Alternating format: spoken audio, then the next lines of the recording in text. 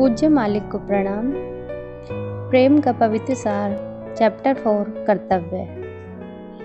आमतौर पर ध्यान, त्याग और कर्तव्य शब्दों का जो मतलब समझा जाता है, इन विषयों पर गुरुदेव के विचार उनसे बिल्कुल अलग हैं। हम समझते हैं कि हमें उनका वास्तविक अर्थ मालूम है।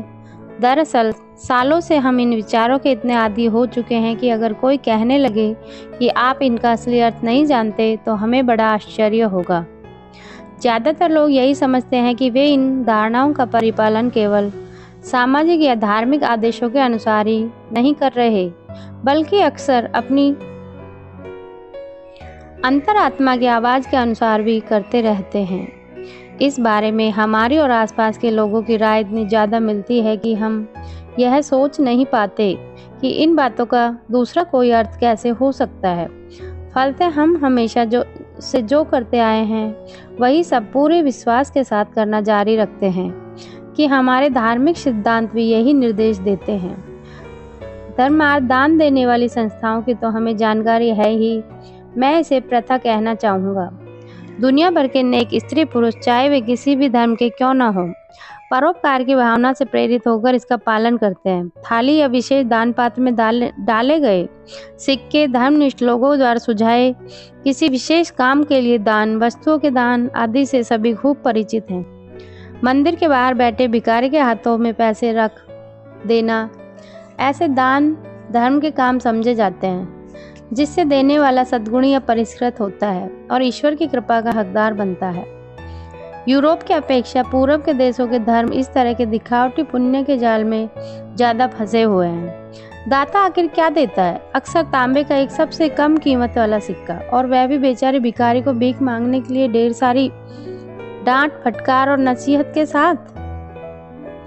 धर्मों द्वारा पैरवी किए गए ऐसे दान के बाद दाता का चेहरा अपने इस धार्मिक पुण्य के कारण आत्मसंतोष से चमकने लगता है।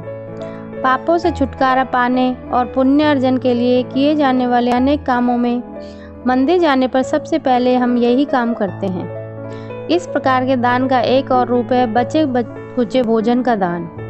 अगर भोजन खाने लायक हो तो ऐसा करना सराहनीय है, लेकिन आमतौर पर दाता इस बात की तसल्ली कर लेता है कि कहीं वह अपने घर वालों को तो इस भोजन से वंचित नहीं कर रहा, इसलिए बचा कुचा खाना तब तक पड़ा रहता है जब तक कि वह खराब ना हो जाए। तब उसे किसी गरीब भिखारी को दे दिया जाता है, जो भूख के मारे इसकी चिंता नहीं करता है कि खाना ठीक है या नहीं। इतना ही नहीं, उसके साथ साथ ढेरों अच्छी और धार्मिक नसीहतें भी दी जाती हैं और कभी कभी 2-4 गालियां भी। इसके बाद ज्योतिषियों की सलाह पर दिए जाने वाले दान का नंबर आता है। ये दान कभी कभी काफी महंगे होते हैं, क्योंकि उनकी कीमत ग्रह दोषों के अनुपात पर निर्भर करती है। ऐसे मौकों पर जवाहरात, रेशमी वस्त्र, चांदी के बर्तन आदि जरूरतमंद को न देकर अपने निकट संबंधियों को ही दे दिए जाते हैं। इससे भी दान भी हो जाता है और कीमती चीजें परिवार में ही रह जाती हैं। कुछ उदाहरण ऐसे भी हैं जिन्हें सही शब्द न मिलने की वजह से मैं ढोंग या पाखंड की पराकाष्ठा ही कहूँगा। संन्यास आश्रम में प्रवेश करना बड़ा ही पावन कर्म माना जाता है। इस आश्रम में प्रवेश करने से पहले सारी धन संपत्ति, जमीन जायदाद आदि के परित्याग की धार्मिक प्रथा है। कुछ बिरले ही ऐसे हैं जो यह सब जरूरतमंदों को देते हैं। ज्यादातर लोग अक्सर गेरुए वस्त्र दान करने से पहले अपने नजदीकी रिश्तेदारों में हिसाब से उसका बंटवारा कर देते हैं। यह भी दान ही है। बहुत से साधु सन्यासी दूसरों से दान दक्षिणा ले लेकर अपने परिवार के लोगों को भेजते रहते हैं। ऐसे ढेरों उदाहरण मिलते हैं जहां अपने गृह जीवन में नाकाबिल साबित होने वाले और सही ढंग से परिवार का भरण पोषण नहीं कर पाने वाले लोग सन्यासी बनने के बाद परिवार के लिए इतना कमा कर भेज देते हैं जितना वे कभी नहीं कमा सके थे। ये सारे उदाहरण मैंने मौजूदा धारणाओं या रिवाजों की आलोचना करने के इरादे से नहीं दिए हैं। आखिरकार लोगों को जैसा सिखाया गया है वे वैसा ही बर्ताव करेंगे। जब धर्म की रक्षा करने वाले धर्मात्मा और पुरोहित लोग धार्मिक सिद्धांतों का मनचाहा अर्थ लगाकर जन साधारण को ऐसी शिक्षा देंगे तो वे आंखें मूंद कर उनका अनुसरण करने के अलावा और कर ही क्या सकते हैं। धर्मशास्त्रों के आदर्शों का पंडित पुरोहित जो भी मतलब बता देते हैं, ज्यादातर लोग आंखें बंद करके उन अंधविश्वासों का अनुसरण करने के अलावा कुछ नहीं जानते। अंधविश्वास के कारण जो डर पैदा हो जाता है, उसके कारण ही लोग इस तरह का दान करने के लिए मजबूर हो जाते हैं। अगर लोगों को सत्य का प्रकाश दिखाया जा सके कि वे अंधविश्वास छोड़ दें, तो धर्म के नाम पर चलने वाला यह पाखंड अपने आप गायब हो जाएगा। भारत में इंसान के जीवन के हर पहलू पर धर्म की पकड़ बड़ी कठोर और मजबूत होती है। जन्म से अंत्येष्टि तक का जीवन का हर पल रूढ़ी और परंपरागत रीति रिवाजों से जकड़ा रहता है। जीवन और मृत्यु के समय होने वाले सारे अनुष्ठान पुरोहित वर्ग द्वारा कराए जाते हैं। वे अपने स्वार्थ के लिए अपनी मर्जी से हर विधि पर चढ़ावे के नाम पर देने वाली धनराशि का विधान बताते रहते हैं। ऐसी सामाजिक व्यवस्था में लोगों के सामने इसके अलावा दूसरा कोई चारा नहीं रहता कि चुपचाप मुस्कुराते हुए अपनी खून पसीने की कमाई का एक बड़ा हिस्सा चढ़ावे के नाम पर चढ़ा दें। कुछ अनुभवी और चतुर लोग पुरोहितों से इस बारे में मोल भाव करके यथासंभव अपना नुकसान कम करा लेते हैं और साथ ही विधि को सांगोपांग बनाने की कोशिश करते हैं। विनम्र लोगों को ज्यादा घाटा उठाना पड़ता है। इन बेचारे पीड़ितों को इसके बदले में और कुछ तो मिलता नहीं, केवल अपने चेहरे पर पुण्य कमाने का भाव दिखाना पड़ता है, जिससे वे भरसक बनाए रखने की कोशिश करते हैं। इतना सब कुछ कहने के बाद अगर मैं यह न कहूँ तो सारे धर्मों के प्रति ज्यादती होगी कि इन हालातों के लिए खुद धर्म जिम्मेदार नहीं है। अनपढ़ और भोली भाली भारतीय जनता को लूटने के लिए यह सब लालची पुरोहित वर्ग की घिनौनी चाल है। इस विषय में हमारे गुरुदेव हमें क्या सिखाते हैं? पहली बात तो यह है कि अपने परिवार की सारी जरूरतों को पूरा किए बिना किसी को भी दान देने का हक नहीं है, जब तक उसे पूरी तौर से यह भरोसा न हो जाए कि परिवार की सारी जरूरतें पूरी हो गई हैं और आमदनी में से जो पैसे बचे हैं उसे ही दान या उपहार पर खर्च किया जा रहा है, तब तक किसी को ऐसे दान देने का अधिकार नहीं है। अन्यथा यह तो राम को लूटकर शाम को देने वाला मसला सिद्ध होगा। ऊपरी तौर पर देखने पर लगेगा कि यह तो बड़ा ही स्वार्थी दृष्टिकोण है। इस विषय पर गुरुदेव से मेरी एक बार काफी विस्तार से चर्चा हुई। वे कहने लगे, देखो, मान लो कि तुम कुछ रुपए दान में देना चाहते हो और उसके कारण तुम्हारे घर वालों को परेशानी उठानी पड़े, तो क्या तुम उसे दान कह सकते हो? हम तो भाई इसे बेवकूफ़ी ही कहेंगे। एक गृहस्थ होने के नाते तुम्हारा क्या फर्ज है? शादी करके जब तुमने गृहस्थ जीवन की जिम्मेदारी अपने ऊपर ले ली तो उसके प्रति अपना फर्ज भी निभाना तुम्हें पड़ेगा, जो बहुत जरूरी है। इसलिए अगर तुम्हारे दान देने से परिवार के लोगों को परेशानी उठानी पड़ती है तो वह न दान है न उपहार। दरअसल तुम अपने परिवार वालों को लूट रहे हो। अब देखो, ऐसी लूट को दान कैसे कहा जा सकता है? तब मैंने पूछा कि अगर परिवार के दूसरे सदस्य भी दान देने के लिए राजी हो जाएं तो क्या ऐसा दान सही होगा? गुरुदेव ने कहा, नहीं, उससे यह सही नहीं कहा जा सकता। ऐसी कौन सी हिंदू पत्नी होगी जो अपने पति की इच्छाओं को नहीं मानेगी, और धार्मिक मामलों में तो वह कभी विरोध नहीं करेगी। यह तो तुम्हें खुद सोचना होगा कि तुम्हारा फर्ज क्या है और फिर उसे सही ढंग से निभाना ही तुम्हारा काम है। दूसरों से पूछने का मतलब तो यही हुआ कि तुम अपनी जिम्मेदारी और अपना दोष दूसरों के मत्थे मढ़ना चाहते हो।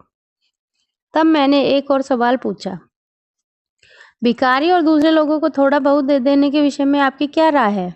गुरुदेव व्यंग भरी हंसी के साथ बोले, तुम उसे दान कहते हो? गरीबों को खाना खिलाना और अपने भाइयों को कपड़े देना दान नहीं है, वह तो तुम्हारा फर्ज है। इंसानियत के नाते हम सबका फर्ज बनता है कि अपने दुखी भाई बहनों की देखभाल करें। शर्म की बात है कि लोग इसे दान समझते हैं।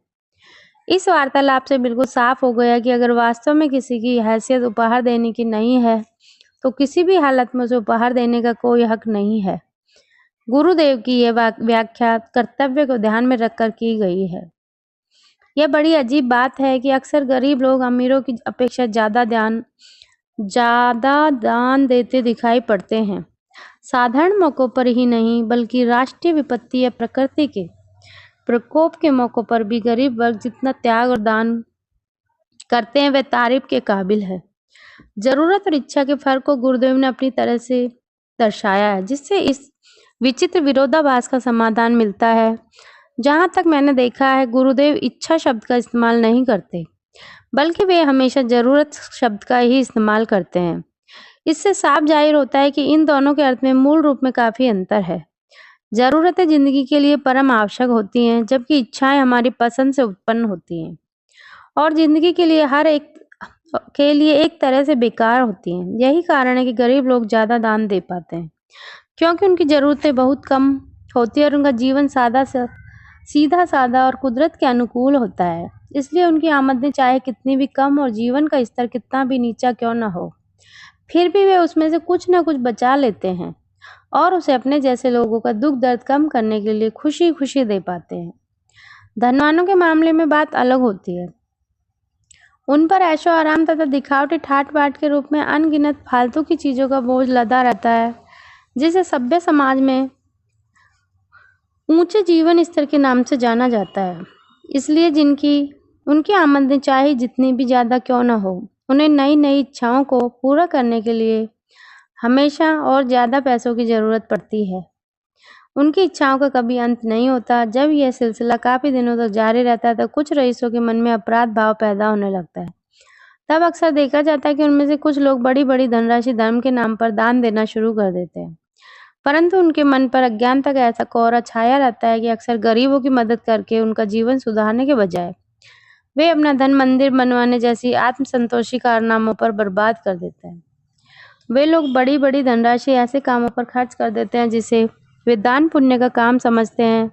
दरवाजे पर खड़े भिखारी को धुतकार कर भगा देना उनके लिए आम बात है, जबकि पुरोहित के आदेश पर परिवार के इष्ट देवताओं को खुश करने के लिए किसी अवसर पर छोटी-मोटी रकम खर्च कर देने के लिए वे हमेशा तैयार रहते हैं।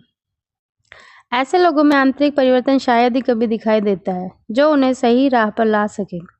अपने पाप कर्मों के दंड की आशंका को दूर करने के लिए वे अंधविश्वास के वशीभूत होकर जगह-जगह धार्मिक कर्मकांड के यज्ञ आदि करवाते फिरते हैं।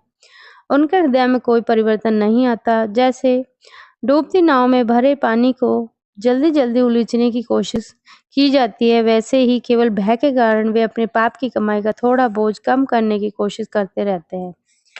गुरुदेव की मूलभूत शिक्षा को अपनाकर अगर रईस लोग अपना जीवन सादा बना लें, तो इस तरह जो बचत होगी वह बहुत ज़्यादा होगी। हम देखते हैं कि अंतर्राष्ट्रीय स्तर पर भी यही नियम लागू होता है। कई राष्ट्र आर्थिक धन धान्य से परिपूर्ण होकर भी जरूरतमंद लोगों को कुछ देना नहीं चाहते और अक्सर दे नहीं पाते। इसके लिए हर इंसान में सार्वभौमिक समझ का होना जरूरी है कि वह अपने निजी जीवन को इस तरह सुचारू रूप से जीना सीखे कि प्रकृति के साधनों का भंडार सिर्फ चंद लोगों तक सीमित रहने के बजाय सारी मानव जाति को उपलब्ध हो सके। इस विषय में मुझे किसी पश्चिमी देश की राजधानी में होने वाली एक चर्चा याद आ रही है।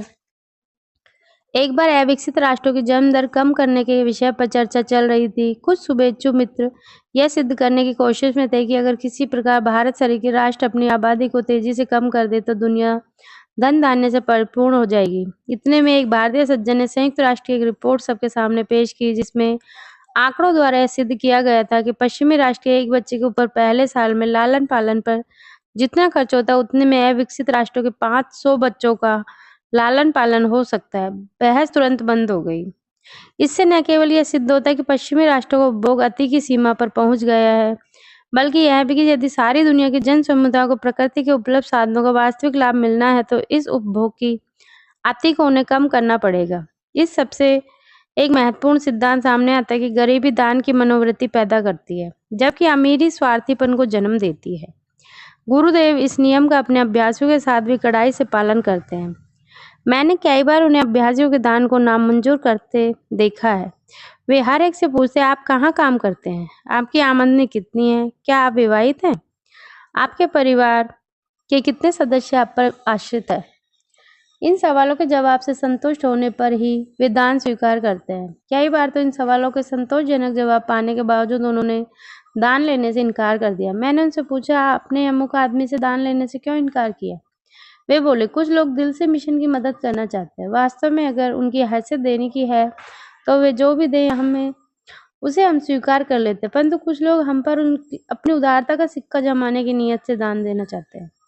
हंसकर, ऐसा दान उनके दिल से नहीं बल्कि केवल उनकी जेब से आता है। ऐसे मामले में हम दान नामंजूर कर देते हैं। गुरुदेव के लिए दान अपने आप में कुछ मायने नहीं रखता। उन्हें पैसे की परवाह नहीं है। वे तो दान को गुरु और मिशन के प्रति अभ्यासी के प्यार का प्रतीक मानते हैं। इसलिए गुरुदेव दान को दाता के प्रेम के प्रतीक के रूप में स्वीकार करते हैं। 2 मौकों पर तो मैंने गुरुदेव को काफी बड़ी रकम लेने से इनकार करते देखा। रकमें इतनी बड़ी थी कि गुरुदेव की जगह कोई और छोटा-मोटा इंसान होता तो तुरंत स्वीकार कर लेता। दूसरी तरफ मैंने बहुत छोटी सी रकम के दान पर उन्हें भावुक होते भी देखा है। एक अभ्यासी मैंने संकोच के साथ बड़े विनम्र भाव से छलकती आंखें लिए डरते डरते उनके सामने बहुत सी छोटी सी रकम दी रखी। गुरुदेव आनंद विभोर उठे और उन्होंने तुरंत वह राशि स्वीकार कर ली। बाद में महीनों वे सबके सामने इस बात का जिक्र करते रहे। मैंने उनसे पूछा कि वे इस छोटी सी रकम को इतना ज्यादा तूल क्यों दे रहे हैं। गुरुदेव बोले, अगर बिड़ला में 1 करोड़ रुपए देने लगे तो बिड़ला के लिए वह रकम कुछ भी नहीं है, क्योंकि वह उसकी दौलत का बहुत छोटा सा अंश यानी उसकी खुरचन के बराबर है। परंतु इस अभ्यासी ने जो रकम दी है, चाहे वह बहुत छोटी ही क्यों न हो, लेकिन वह उस बेचारे की कुल बचत थी, जो उसने बड़ी मुश्किल से महीनों कोशिश करके बचाई थी। देखा तुमने उस छोटी सी रकम के पीछे कितना त्याग और कितना प्यार छिपा है। इसलिए हमारी नजरों में उसकी इतनी कद्र है। धन्यवाद।